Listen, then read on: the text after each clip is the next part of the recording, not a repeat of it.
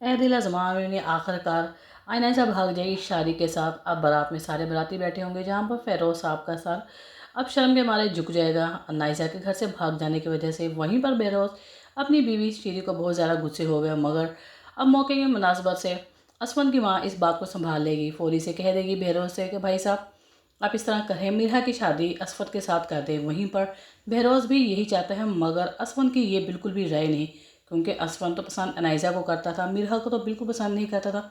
मगर मिरहा की पसंद असफन थी, दिलो जान से वो असफन को पसंद करती थी। अनाइजा के जाने से अब असफन और मिरहा दोनों एक हो जाएंगे, मिरहा का रास्ता भी साफ हो जाएगा।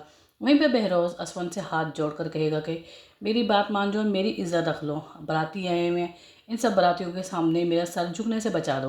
वहीं पर असफन के सामने हाथ जोड़ लेगा और इस तरह से असफन की और मिरहा की शादी हो जाएगी। मिरहा को तो उसके दिल की ख्वाहिशात पूरी हो जाएंगी, मगर असफन दिल से मिरहा को कबूल नहीं करेगा। मगर असफन की माँ और असफन का बाप बहरोज इस बात से खुश हो जाएंगे कि उनकी बेटी मिरहा की वजह से उनकी इज्जत सबके सामने आए हुए मेहमानों के सामने कायम हो गई। मिरहा अपनी शादी से बहुत खुश थी, मगर वहीं पर असफन जो इस शादी को लेकर बिल्कुल भी नहीं खुश था।